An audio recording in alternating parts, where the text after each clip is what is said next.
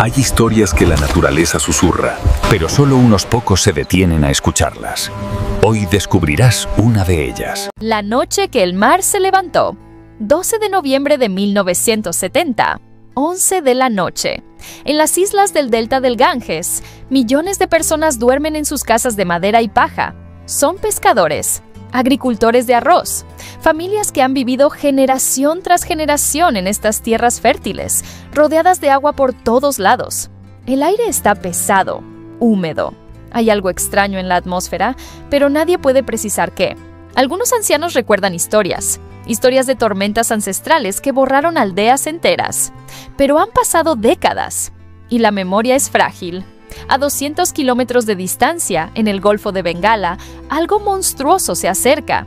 Un ciclón con vientos de 240 kilómetros por hora. Una masa giratoria de destrucción pura que viaja directamente hacia la costa. Pero lo peor no son los vientos, es lo que viene detrás. Un muro de agua de 10 metros de altura. Una marejada ciclónica que se tragará islas enteras, que entrará tierra adentro como un tsunami silencioso, que arrastrará pueblos completos hacia el mar. Y nadie lo sabe, porque no hubo alerta, no hubo evacuación, no hubo tiempo. En cuestión de horas, entre 300.000 y 500.000 personas morirán, la mayoría ahogadas mientras dormían. Será el ciclón más mortífero de la historia moderna. Un desastre tan devastador que cambiará el mapa político de la región para siempre. Y lo más terrible de todo es que pudo haberse evitado. Hoy te contamos la historia del ciclón Bola, la tormenta que mató a 500.000 de personas y que, sin saberlo, creó un país. Quédate hasta el final, porque esta historia te hará entender que a veces la verdadera tragedia no es la naturaleza, sino la indiferencia de quienes tienen el poder de salvar vidas. Para entender por qué murieron tantas personas aquella noche, primero debemos entender dónde vivían.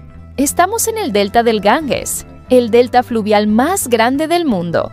105.000 kilómetros cuadrados de tierra, agua, lodo y vida. Aquí convergen 3 ríos gigantes, el Ganges, el Brahmaputra y el Meghna. Juntos, forman el segundo sistema fluvial más caudaloso del planeta después del Amazonas, con un caudal medio de 44.000 metros cúbicos por segundo.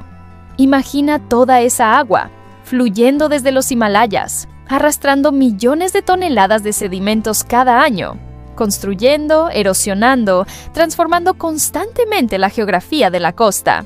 El resultado es un laberinto de canales, islas, pantanos y llanuras aluviales.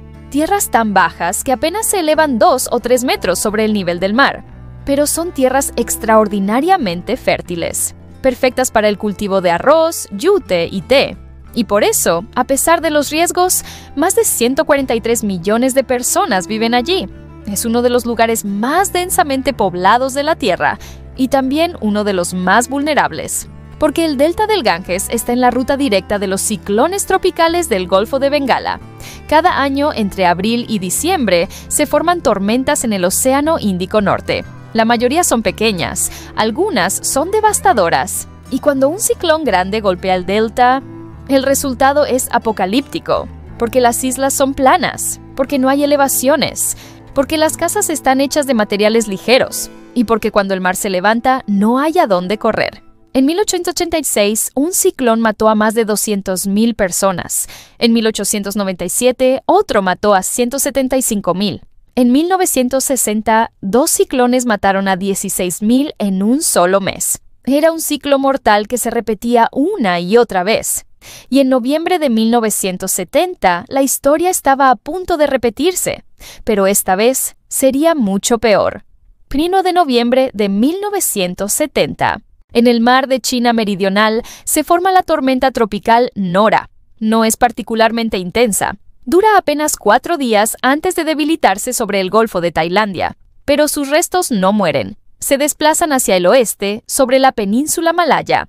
Y el 8 de noviembre, en la bahía de Bengala, algo nuevo comienza a gestarse. Los meteorólogos del Departamento Meteorológico de la India detectan una depresión en la parte central de la bahía. Es pequeña al principio, pero las aguas están calientes. Las condiciones son perfectas y la tormenta empieza a alimentarse. El 9 de noviembre se convierte oficialmente en ciclón.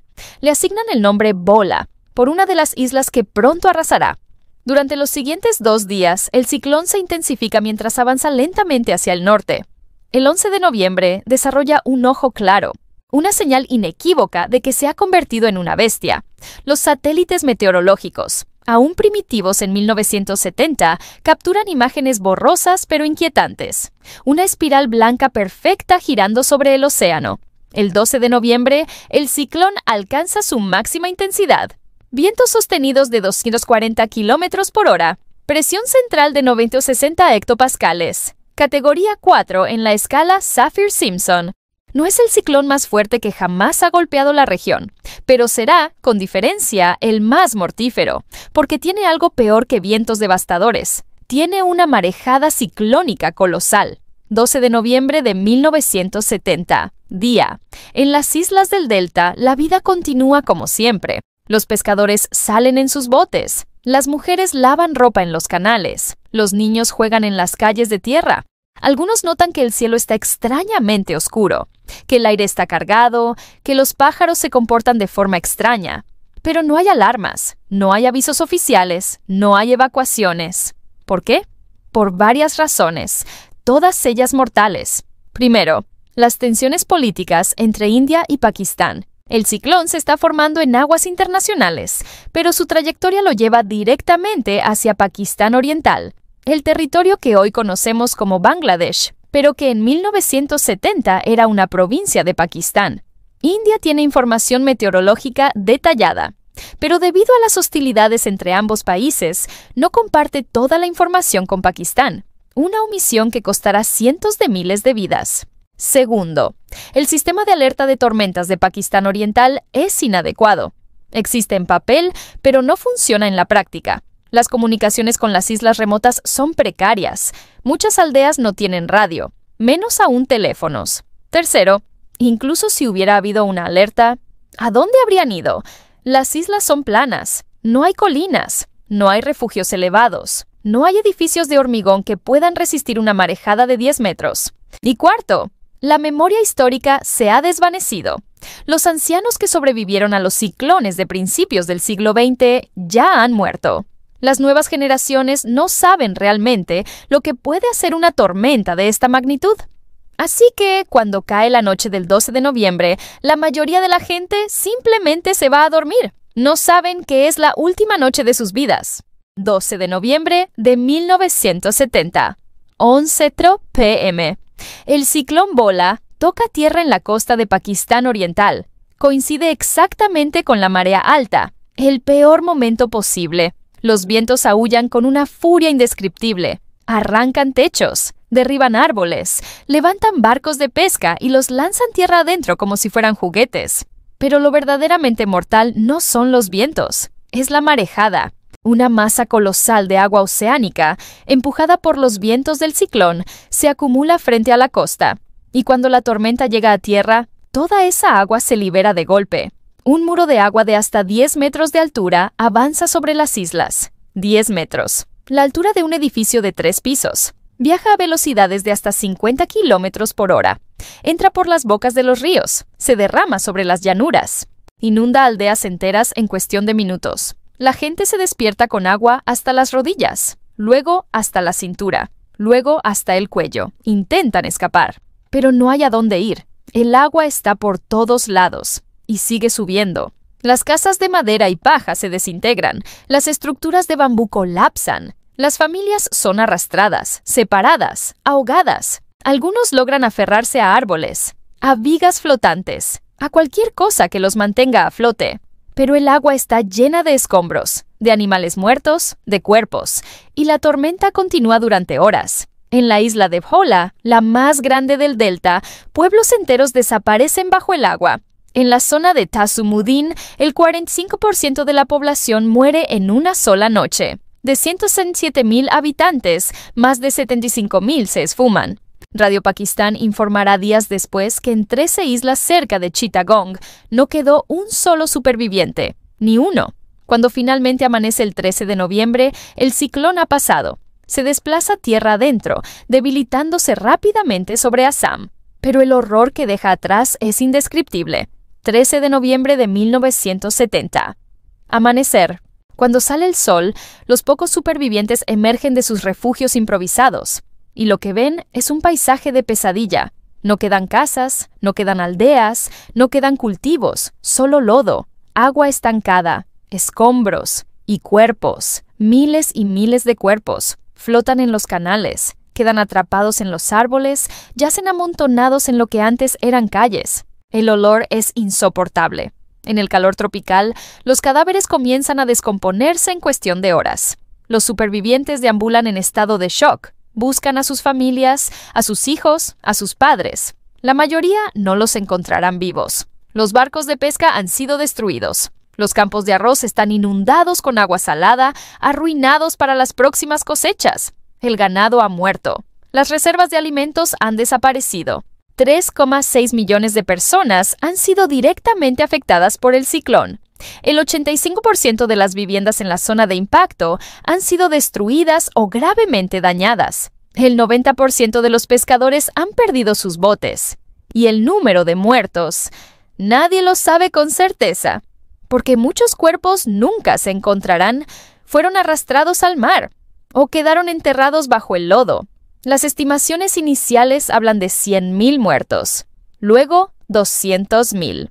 Luego 300,000, pero la cifra real probablemente supera el 500,000 de personas, 500,000 vidas, borradas en una sola noche. Es el ciclón tropical más mortífero jamás registrado en la historia, y uno de los desastres naturales más grandes de los tiempos modernos, solo comparable al terremoto de Tangshan de 1976 en China, o al tsunami del Océano Índico de 2004.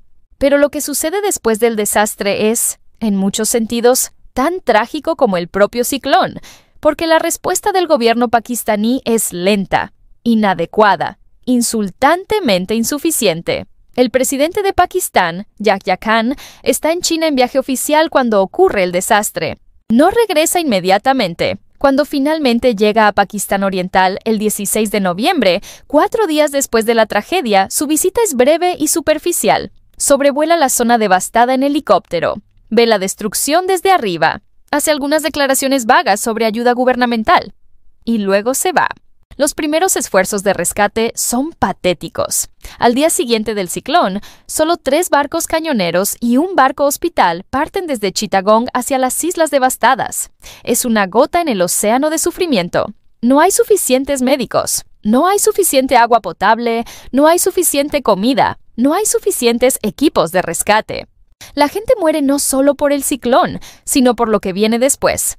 Deshidratación, inanición, enfermedades, cólera. Una semana después del desastre, el presidente Khan finalmente admite que hubo deslices y errores por parte de su gobierno, que hubo una falta de comprensión de la magnitud del desastre, pero se niega a posponer las elecciones generales previstas para el 7 de diciembre. Porque Pakistán Oriental, a pesar de tener más población que Pakistán Occidental, ha sido históricamente marginado políticamente. Y esta indiferencia brutal ante el sufrimiento de millones de personas enciende una rabia que ya llevaba décadas hirviendo. Porque Pakistán Oriental no es solo geográficamente distante de Pakistán Occidental. Está a 1,600 kilómetros de distancia, separado por toda la India. Culturalmente, lingüísticamente, étnicamente, son 2 mundos diferentes. Los bengalíes del este hablan bengalí, los del oeste hablan urdu y punjabí. Las tradiciones son diferentes, la comida es diferente, todo es diferente. Lo único que los une es la religión musulmana, y eso, claramente, no es suficiente. Durante décadas, Pakistán Oriental ha sido tratado como una colonia. Sus recursos naturales son explotados. Sus ingresos por exportaciones son enviados a Islamabad, pero recibe muy poco a cambio. No hay inversión en infraestructura, no hay hospitales adecuados, no hay universidades suficientes, no hay representación política real. Y ahora, cuando más necesitan ayuda, el gobierno central los abandona. 7 de diciembre de 1970. A pesar del caos y el dolor, las elecciones se celebran según lo programado, y el resultado es abrumador. La Liga Awami, el partido nacionalista bengalí liderado por Sheikh Mujibur Rahman, gana 167 de los 169 escaños de Pakistán Oriental. Es una victoria aplastante, un mandato claro, un grito de independencia apenas disfrazado. El pueblo de Pakistán Oriental ha hablado. Ya no quieren ser parte de un país que los trata como ciudadanos de segunda clase, que los abandona en momentos de crisis, que roba sus recursos y les da migajas a cambio. Pero el gobierno militar de Yahya Khan se niega a aceptar el resultado. Se niega a traspasar el poder, se niega a reconocer la voluntad democrática del pueblo. Y lo que sigue es predecible. El 25 de marzo de 1971, el ejército pakistaní lanza la Operación Searchlight, una campaña militar brutal diseñada para aplastar el movimiento independentista. Lo que comienza como una operación militar se convierte rápidamente en un genocidio. Durante los siguientes 9 meses, entre 1 y 3 millones de bengalíes son asesinados. Decenas de miles de mujeres son violadas sistemáticamente. 10 millones de refugiados huyen hacia la India. Es una de las peores atrocidades del siglo XX, y el mundo apenas presta atención. Pero la resistencia bengalí, organizada en torno al grupo guerrillero Mukti Bahini, no se rinde, y cuando el ejército pakistaní ataca a la India en diciembre de 1971, India responde con fuerza total. La guerra dura apenas 2 semanas. El 16 de diciembre de 1971, el ejército pakistaní se rinde en Dhaka, la capital, y nace Bangladesh, el país de Bengala, un país forjado en sangre, en sufrimiento, en la determinación inquebrantable de un pueblo que se negó a ser borrado. Y todo comenzó, en muchos sentidos, aquella noche de noviembre de 1970, cuando el ciclón Bola no solo mató a 500,000 de personas, sino que también mató cualquier esperanza de que Pakistán Oriental y Occidental pudieran seguir siendo un solo país. Hoy, más de 50 años después, el ciclón Bola sigue siendo el ciclón tropical más mortífero jamás registrado. Pero su legado va mucho más allá de las cifras de muertos. Cambió la forma en que el mundo entiende los desastres naturales y la importancia crucial de los sistemas de alerta temprana. Después de Bhola, la comunidad internacional se movilizó, se establecieron centros de monitoreo de ciclones, se mejoraron los sistemas de comunicación, se construyeron refugios elevados en zonas costeras vulnerables. Bangladesh, a pesar de ser uno de los países más pobres del mundo, ha desarrollado uno de los sistemas de preparación para ciclones más efectivos del planeta. Hoy, cuando se forma un ciclón en el Golfo de Bengala, las alertas se emiten con días de anticipación. Los pescadores son llamados de vuelta a puerto. Las comunidades costeras son evacuadas a refugios de hormigón construidos específicamente para resistir marejadas. Se realizan simulacros regularmente. Las escuelas enseñan protocolos de emergencia. Los voluntarios están entrenados para responder. Y funciona. En 1991, un ciclón mucho más fuerte que Bhola golpeó exactamente la misma zona. Vientos de categoría 5, marejada de 6 metros, potencialmente más mortífero. Pero gracias a las evacuaciones masivas y los sistemas de alerta, solo murieron 138,000 personas. Es una cifra horrible, pero es menos de una cuarta parte de las víctimas de Bola. En 2007, el ciclón Sidr golpeó con vientos de 260 kilómetros por hora. Murieron 3,406 personas. ¿Una tragedia? Sí. Pero nada comparado con 1970. En 2019, el ciclón Fani evacuó a más de 1 millón de personas antes de tocar tierra. Murieron 89. Los sistemas de alerta temprana salvan vidas. Y Bangladesh lo ha demostrado una y otra vez. Pero el desafío sigue siendo enorme, porque Bangladesh es uno de los países más vulnerables al cambio climático. El nivel del mar está subiendo. Los ciclones son más frecuentes y más intensos. Las inundaciones son más devastadoras. Se estima que para 2050 el 17% del territorio de Bangladesh podría quedar bajo el agua. Entre 25 y 30 millones de personas tendrán que ser reubicadas. Será la mayor crisis de refugiados climáticos del mundo. Y ya está comenzando. Hoy, si visitas las islas del delta del Ganges, verás monumentos, placas conmemorativas, cruces de piedra que marcan lugares donde pueblos enteros desaparecieron aquella noche de noviembre.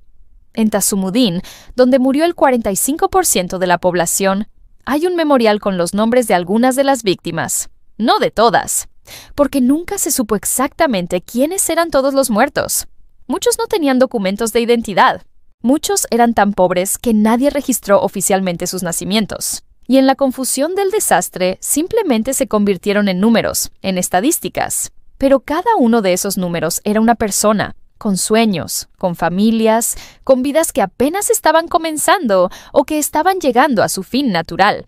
Pescadores que conocían cada corriente del delta, madres que amamantaban a sus bebés, niños que jugaban en las calles de tierra, ancianos que contaban historias de otros ciclones sin saber que este sería el último que verían. 500,000 de historias, borradas en una noche. Y lo más trágico es que muchas de esas muertes pudieron evitarse si hubiera habido un sistema de alerta efectivo, si las evacuaciones se hubieran organizado, si se hubieran construido refugios, si el gobierno hubiera actuado con la urgencia que la situación exigía. Pero no lo hicieron, y 500,000 personas pagaron el precio. El ciclón Bola nos enseña algo fundamental, que los desastres naturales no son solo cuestión de meteorología, son cuestión de preparación, de política, de voluntad. La naturaleza es poderosa. Los ciclones son imparables. El mar se levantará cuando se le dé la gana, pero entre un ciclón que mata a 500,000 personas y uno que mata a 3,000, está la diferencia de la acción humana. Está la diferencia entre un gobierno que invierte en proteger a su gente y uno que la abandona. Entre una sociedad que se prepara y una que confía en la suerte. Entre un mundo que aprende de las tragedias y uno que las olvida. Bangladesh aprendió, a un costo terrible, pero aprendió. Y hoy, cada vez que un ciclón se acerca a sus costas y la gente es evacuada a tiempo, cada vez que las alertas funcionan y las vidas se salvan, es una victoria contra la tragedia de 1970, porque el ciclón Bola no solo creó un país, también creó una lección que el mundo no puede permitirse olvidar, que la naturaleza nos avisa, que la ciencia nos advierte, que los datos están ahí. Lo único que hace falta es escuchar, prepararse, actuar y nunca, jamás abandonar a quienes más lo necesitan. Esta es la historia del ciclón Bola, el desastre natural más mortífero de la historia moderna, una tragedia que no se puede deshacer, pero cuyas lecciones pueden salvar millones de vidas en el futuro, si tenemos el coraje de aprenderlas. Si disfrutas de la naturaleza tanto como nosotros, suscríbete, dale a like y acompáñanos en cada nueva aventura.